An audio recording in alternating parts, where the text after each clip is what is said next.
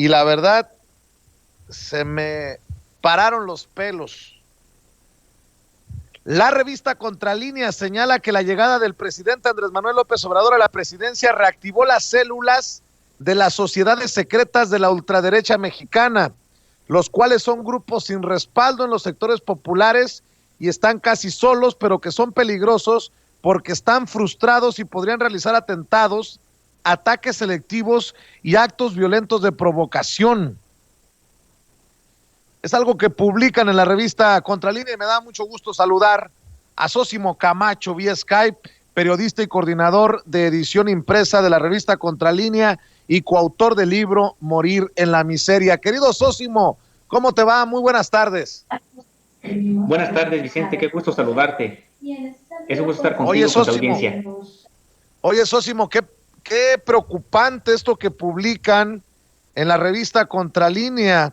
Estas sociedades secretas de la ultraderecha, algo que nosotros también hemos venido insistiendo, estos grupos que podrían generar incluso violencia.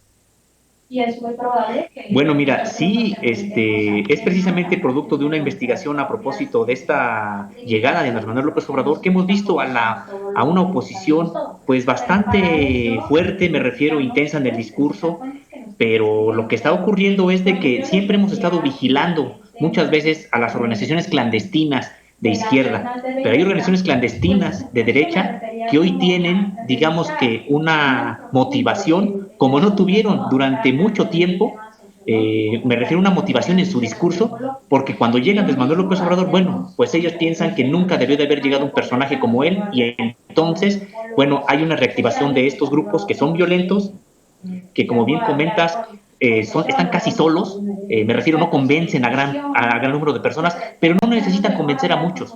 Con muy pocos, ellos podrían cometer algunos actos de carácter violento, porque precisamente esa es su naturaleza.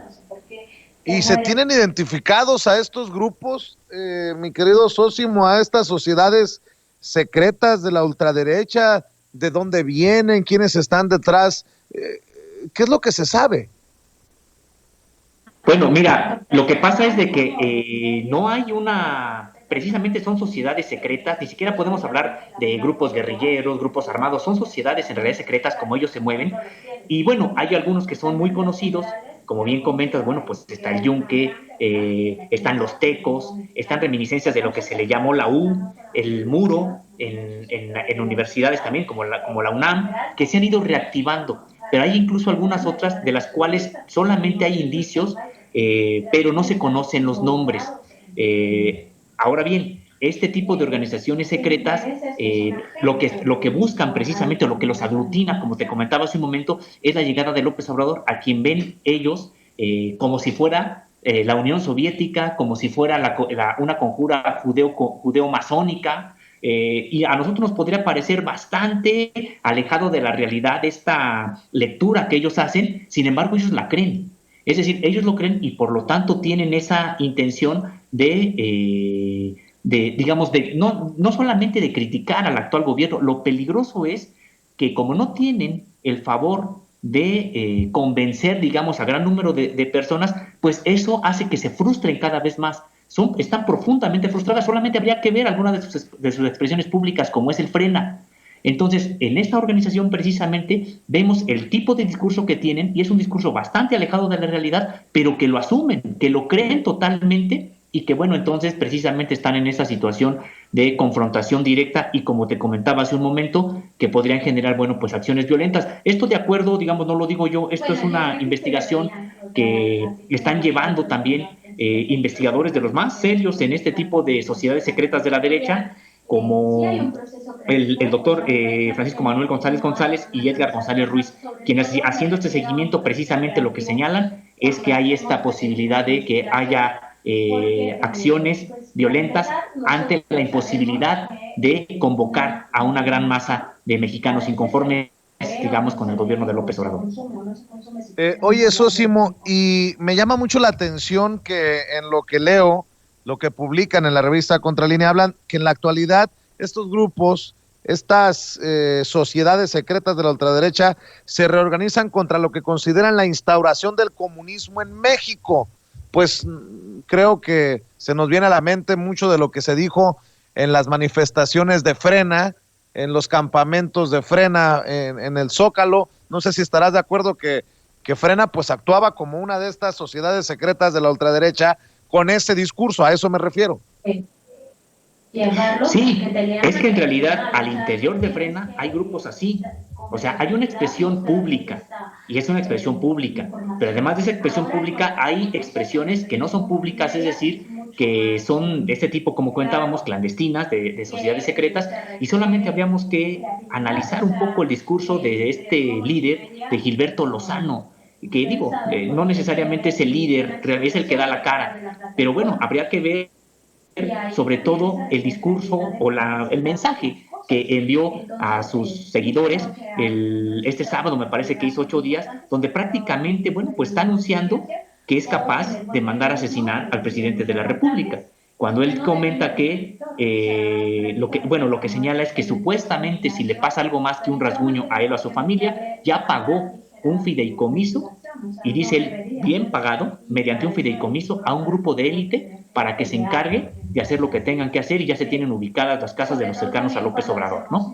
Es una acusación, digo, uno podría pensar que es una acusación que está blofeando, como comúnmente se le dice, como se le comenta, pero en realidad, bueno, eso es precisamente una expresión de lo que son capaces este tipo de sociedades. Yo no estoy diciendo que este señor sea parte de esa sociedad secreta, pero tienen ese discurso y sí hay al interior de Frena. Tuvimos una entrevista con uno de los voceros de Frena y bueno, pues él nos dice que son bienvenidos este tipo de grupos, son bienvenidos que todos son bienvenidos en Frena, lo único es de que no haya violencia, pero que todos aquellos opositores al gobierno del espectro ideológico que sea, incluidos, por ejemplo, fascistas o nazis, son bienvenidos en ese, ¿cómo se llama? En ese grupo. Qué locura. Y han pensado, han comparado, han analizado las coincidencias entre estas sociedades secretas de la ultraderecha y lo que ha ocurrido en otros países, Sósimo, porque así, de ultraderecha y con la Biblia en la mano, fue como entraron a Palacio allá en Bolivia después del golpe de Estado contra Evo Morales. Se me viene a la mente, ¿no? Claro, bueno, pues hay varios tipos de derecha en México. Hay los que son realmente, bueno, de derecha confesional. Hay otros que también son de derecha muy dura, pero no son de derecha confesional. Y que, y bueno, por ejemplo, lo que explican es de que aquí tienen muy poca oportunidad aquellos que basan su ideología en términos nazis, por ejemplo, ¿no? O fascistas. ¿Por qué? Bueno, pues porque por el asunto de raza, bueno, pues realmente es algo que tendrían muy poco que abrevar ellos aquí en un país como México. Sin embargo, bueno, pues hay otros grupos que sí tienen que ver con este asunto más tirados hacia el asunto religioso, pero también lo que está ocurriendo es de que hay una secularización de la sociedad en general. Es decir, bueno, pues ya estas ideas que antes eran más fácil de imponer a la población, a la sociedad, bueno, pues ahora ya no lo son tanto. De hecho, muchos empresarios que son de derecha abiertamente ya no abrazan la cuestión confesional, la cuestión religiosa. Ellos se dedican específicamente nada más a defender el neoliberalismo, a defender los negocios, a defender la concentración de la riqueza, pero no se dedican ya tanto a imponer ideas como, bueno, el celibato o el asunto del aborto, ¿no? Hay quienes ya no lo hacen así porque la derecha también es muy diversa. Entonces, comentamos, estas sociedades secretas son marginales incluso dentro de estos grupos de la derecha. No convocan a gran número de personas. Lo peligroso es que como están muy frustradas y son muy pocos, no se necesita mucho. Con 4 pueden pasar a la acción y hacer atentados, por ejemplo, ¿no? Así es. Y para cerrar, Sósimo, si no se enfocan en buscar el respaldo de los sectores populares y están casi solos, ¿cómo sobrevivirían estas sociedades secretas de la ultraderecha? Bueno, porque en realidad son sociedades muy cercanas al poder. O sea, de manera histórica, estas sociedades, bueno, pues se fueron enquistando en grupos como la propia Coparmex, no es un secreto, la Unión Nacional Sinarquista, es decir, todas estas organizaciones se fueron incrustando en sectores que tienen una vida orgánica de otro tipo. O sea, no quiere decir que, por ejemplo, es que en la Coparmex todos son de ultraderecha. Pues no, es una derecha, es una organización de la derecha, del sector empresarial mexicano, bien reconocido, abierta, pública, pero dentro de ellas hay sectores que se han enquistado, que tienen poder y que, bueno, pues han logrado precisamente mantener esa organización. Es como, por ejemplo, el Yunque. El Yunque también se fue incorporando a distintos sectores. ¿Y dónde se fueron a incorporar precisamente con Vicente Fox? ¿Quién los llevó? ¿A dónde los llevó Vicente Fox? Pues a incorporarse al Partido Acción Nacional, a ser uno de los grupos que mandaron al interior del Partido Acción Nacional y que después se incrustaron al propio gobierno. Algunas áreas de gobierno se les dejaron prácticamente a ellas. De hecho, hoy que gobierna Andrés Manuel López Obrador, bueno, pues uno de sus principales exponentes públicos es hoy el comisionado del Servicio de Protección Federal, Manuel Espino Barrientos, por ejemplo.